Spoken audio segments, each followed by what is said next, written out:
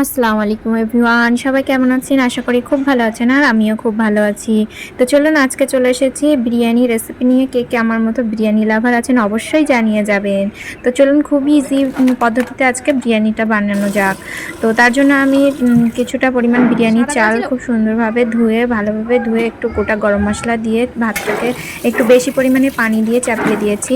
আর এদিকে আমি চিকেনটাকে ধুয়ে ম্যারিনেট করতে দিব। আর এদিকে মিস্টার আমাকে হেল্প করছে পেঁয়াজ অনিয়ন কেটে। এদিকে ভাতটা ফুটে গেল। আর এদিকে চিকেনটা রান্নার জন্য আরেকটা মশলা বানিয়ে নিলাম, টমেটো, কাঁচা লঙ্কা, আদা রসুন দিয়ে শুকনো লঙ্কা আদা রসুন দিয়ে একটা পেস্ট বানিয়ে নিলাম। এদিকে আলুটাকে ফ্রাই করে নিলাম, তারপর টক দই দিয়ে আর লবণ, হলুদ আর একটু ওই আদা রসুন বাটার ওই মশলাটা অল্প পরিমাণে দিয়ে ম্যারিনেট করতে দেব কিছু সময়ের জন্য। যতটা বেশি সময় দেবেন ততটাই ভালো হবে। এদিকে ভাতটা হয়ে গেল, এটাকে পানি সরানোর জন্য রেখে দিলাম।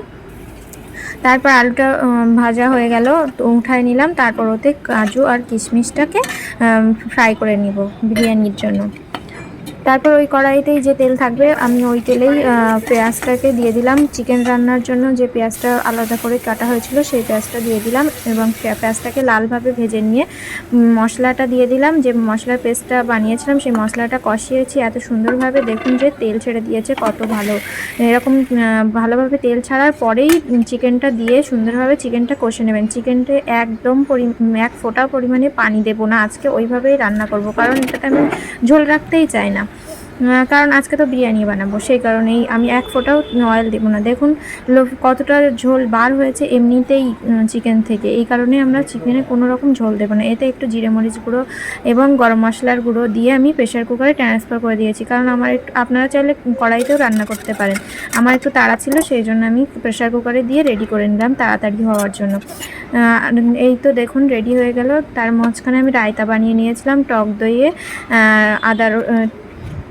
ধনিয়া পাতা কুচি আর কাঁচা লঙ্কা কুচি দিয়ে। এবার আসলো মেইন পর্ব, বিরিয়ানিটাকে সাজানোর জন্য। প্রথমে ঘি দিয়ে হাঁড়ির তলাটায় ঘি দিয়ে পুরোটাই মাখিয়ে নিলাম। তারপর ভাত দিয়ে দিলাম, বিরিয়ানি মশলা দিয়ে দিলাম, বিরিয়ানি শাহি বিরিয়ানি এসেন্স দিয়ে দিলাম, আর পেঁয়াজের যে ব্রেস্তা বানিয়েছিলাম সেটা দিয়ে দিয়েছি। এবার এটা হচ্ছে গুঁড়ো দুধ দিয়ে আমি একটা আর কেওড়া জল দিয়ে বানিয়েছি এটা। ওতে একটু লবণ হলুদ দিয়ে, আপনাদের কাছে রসনা থাকলে ওই লিকুইডটা বানিয়ে নিতে পারেন রসনা দিয়ে, তাহলে বিরিয়ানিতে একটু মাঝে কালার আসবে। তারপরে দেখুন সুন্দরভাবে সব কিছু দিয়ে একটা একটা লেয়ার বানিয়ে সাজিয়ে নিলাম। চিকেন, আলু, একটু চিকেনের যে ওপরে যে তেলটা ভাসছিল সেটাও অল্প একটু দিতে পারেন, দিলে ভালো লাগে। তো দেখুন কিভাবে সাজিয়ে নিচ্ছি, এক একটা লেয়ারে কতটা পরিমাণে সব কিছু দিচ্ছি। দেখে নিন, খুবই ইজি, খুব সহজে এটা আপনারা বাড়িতে বানিয়ে ফেলতে পারেন। আমার তো খুব ভালো লাগে বিরিয়ানি খেতে। আপনারা কে কে বিরিয়ানি পছন্দ করেন অবশ্যই জানিয়ে যাবেন। আমার প্রায় শেষ হয়ে গেছে সাজানোটা। এবার আমি এটাকে সব সাজিয়ে 20 থেকে 25 মিনিটের জন্য লো ফ্লেমে আমি এটাকে দমে বসিয়ে দেব।